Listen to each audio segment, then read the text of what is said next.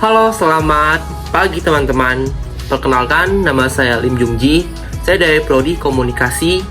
Dan hari ini saya mendapatkan kesempatan untuk sharing dan presentasi untuk UTS kali ini, di mana saya akan menganalisa teori efek media massa dari talk show Mata Najwa. Oke, sebelum kita mulai, saya akan menceritakan sedikit sinopsis yang telah saya analisa. Saya menganalisa 2 episode. Yang pertama yang berjudul Ringkus Predator Seksual Kampus. Oke, di mana episode kali ini menceritakan tentang pelecehan seksual yang kerap dialami oleh mahasiswi. Dan khususnya tersangkanya adalah dosennya sendiri. Di mana mahasiswi itu kerap kali mengalami pelecehan seksual. Pelecehan itu berupa verbal, sering dipanggil dengan kata-kata yang tidak pantas diucapkan oleh seorang dosen. Kadang diucapkan sayang, dan diucapkan kata-kata yang menurut saya tidak bisa saya publikasikan di sini. Oke, untuk yang secara verbal, kadang pelecehan itu tangan mahasiswi itu dipegang, sehingga kerap kali membuat mahasiswi itu takut.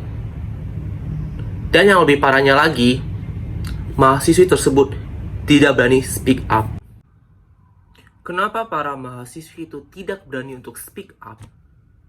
Yang pertama, mereka takut. Mereka takut suara mereka nggak didengar oleh para senior, para pemimpin di kampus tersebut. Ironisnya, kasus pelecehan mahasiswi atau pelecehan dimanapun, khususnya di Indonesia, kasus ini kerap kali sering ditutup-tutupi. Demi apa? Demi menjaga reputasi kampus tersebut. Dan ironisnya, kerap kalilah mahasiswi yang menjadi korbannya. Sehingga mereka seringkali tidak berani lagi melanjutkan kuliah. Karena takut, trauma. Itulah sepenggal hipnosis cerita di episode pertama. Sekarang kita akan lanjut di episode kedua, di mana episode kali ini berjudul Mudah Bersuara, di mana ada artis multitalenta Cinta Aurora yang menjadi bintang tamu tersebut. Untuk hipnosis di mana di pemerintahan suara rakyat harus didengar tetapi tidak dengan kaulah muda. Penuh protes di episode ini antara perdebatan narasumber dan juga bintang tamu. Dan di sini juga terjadi yang namanya muda harus bersuara dan pemerintahan harus mendengar banyak inspirasi dari kaula muda. Teman-teman, begitulah kira-kira hipnosis dari kedua episode yang saya analisa. Dimana menurut saya di episode pertama dan kedua, teori efek media yang digunakan adalah teori efek belajar sosial, yaitu sebuah teori yang menyatakan bahwa khalayak belajar tidak hanya melalui pengalaman langsung, melainkan dari peniruan dan peneladaan. Lebih lanjut, Bandura menjelaskan terdapat 4 tahapan yang harus dilalui dalam proses belajar sosial, yaitu perhatian, pengingatan, reproduksi, dan motoris dan motivasional. Dan digagas oleh Neil Miller dan John Dollard di tahun 1941 dan kemudian dikembangkan oleh Albert Bandura di tahun 60-an. Dan kita bisa belajar dan bagaimana kita bisa lebih berani untuk mengeluarkan suara dan pendapat kita di episode kedua itu, yaitu Mudah Bersuara. Dan di program TV tersebut, kita dimotivasi untuk lebih berani dan kuat dalam menghadapi hidup yang kadang tidak adil di episode pertama. Oke, terus yang kedua, teori yang digunakan adalah teori odds and gratification, yaitu teori untuk mengetahui kaitan antara motivasi khalayak dengan penggunaan media.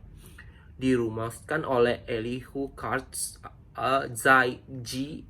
Blumber, and Michael Gurvitz di tahun 1959, yang didasarkan pada beberapa asumsi, yaitu pertama, Khalayak memiliki motivasi dan tujuan dalam perilaku komunikasi mereka.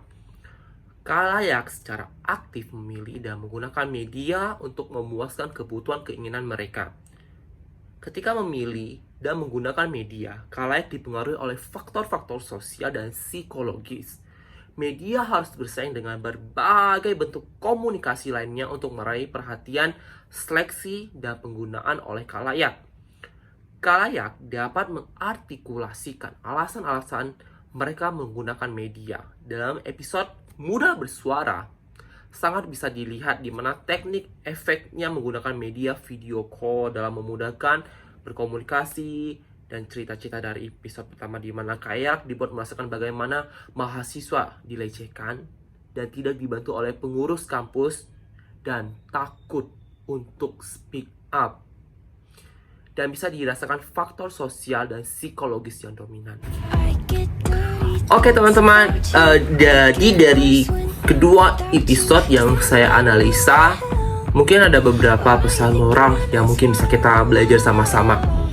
Yang pertama, ya kita harus berani untuk mengeluarkan suara kita ketika kita merasa kita terancam. Ingat teman-teman, di sekeliling kita masih banyak yang bisa mempedulikan kita. Oke, terus yang kedua, kita harus berani menerobos, kreatif, inovatif. Why? Kita nggak tahu kedepannya seperti apa, tapi kita harus berani mencoba untuk mengeksplor semua kemampuan kita selagi masih muda. Oke, teman-teman, begitulah kira-kira analisa singkat saya untuk episode Mata Najwa di Ringkus Predator Seks dan Mudah Bersuara. Lebih dan kurang saya mohon maaf, dan tetap dukung anak Indonesia untuk bersuara. Terima kasih dan sampai jumpa.